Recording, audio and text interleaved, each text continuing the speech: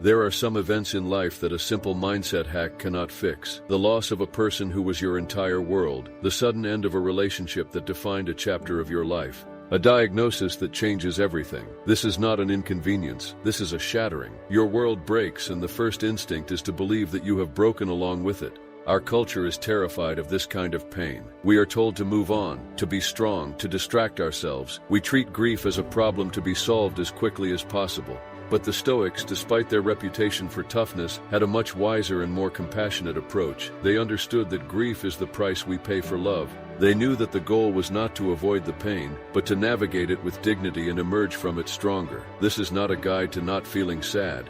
Sadness is a natural, necessary, and human response to loss. Trying to suppress it is a form of self-violence. This is a guide to grieving with strength. This is the Stoic framework for healing a broken heart without breaking your spirit. The first step in grieving like a Stoic is to give yourself permission to grieve.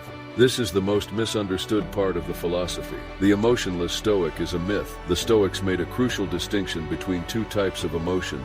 First, the proto-passions. These are our initial, involuntary, physiological reactions to events. The shock when you hear the news, the tightness in your chest, the tears that well up without your permission. This is the first arrow we've spoken of before. The Stoic does not try to fight this.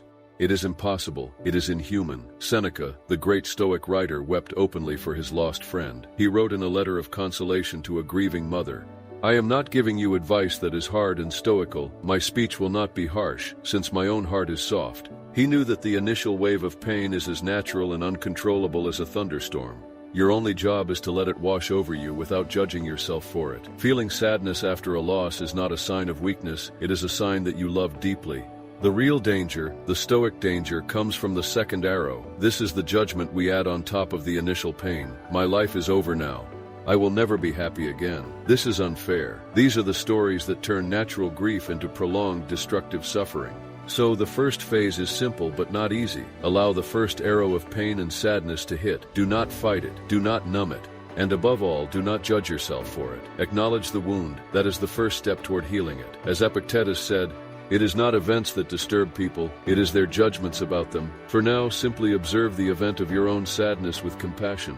Once we have given ourselves permission to feel the initial wave of pain, the second phase of Stoic grieving begins. This is the search for perspective. One of the most painful parts of grief is the feeling that a universal law has been broken, that something has happened that shouldn't have happened.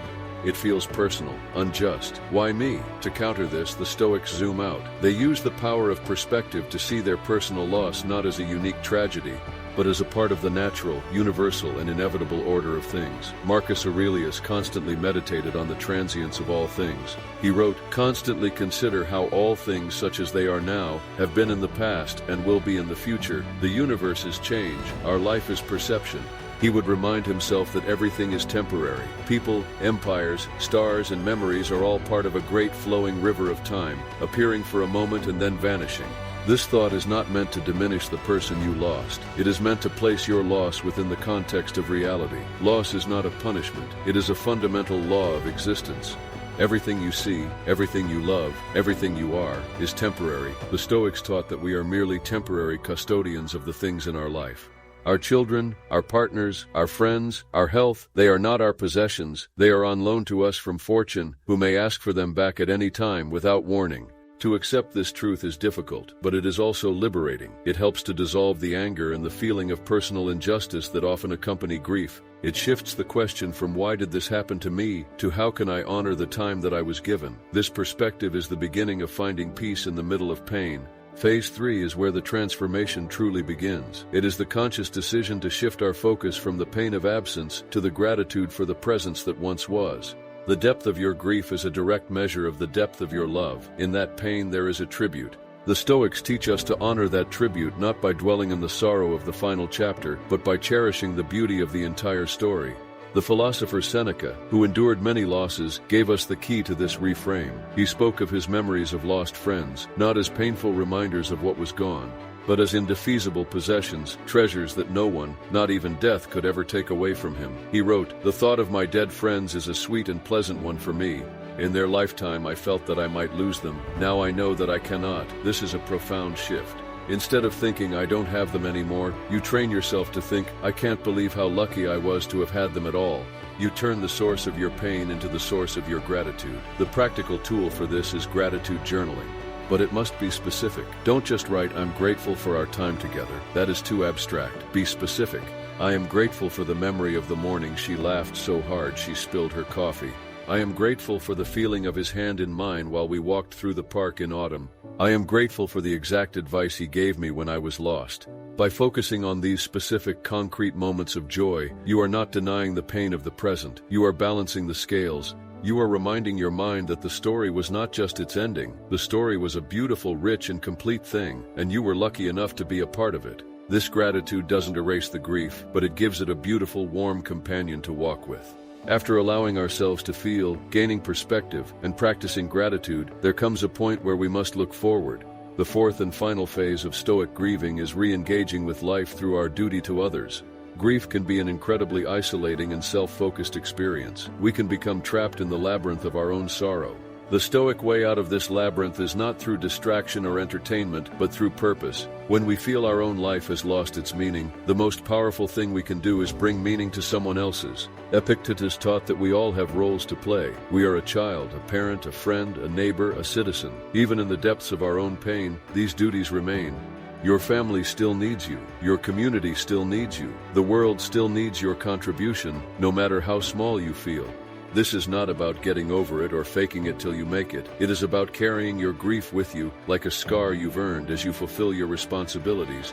Duty becomes an anchor in the storm of sorrow. It gives you a reason to get out of bed in the morning when your own happiness doesn't feel like a strong enough reason. Start small. Make a meal for a friend. Finish a task at work that you've been putting off. Be truly present for a conversation with a family member. Each small act of service is a vote for life. It is a step out of the past and into the present.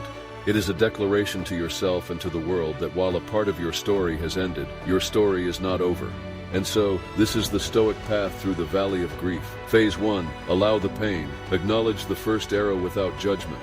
Phase 2, find perspective. See your loss as part of the natural universal order. Phase 3, practice gratitude. Focus on the beauty of what you had, not just the pain of what you've lost. In Phase 4, re-engage with duty. Find your anchor in service to others. The goal of Stoicism is not to live an unscarred life.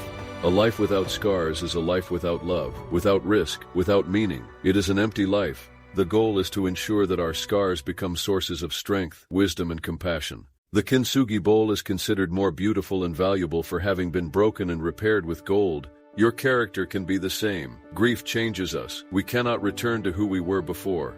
But we can choose what we become after. We can allow loss to make us bitter and fearful, or we can use it to become more compassionate, more grateful, and more deeply aware of the precious, fleeting beauty of life. The Stoic chooses the latter. They build a citadel not that can never be attacked, but one that knows how to rebuild, stronger and more beautiful than before.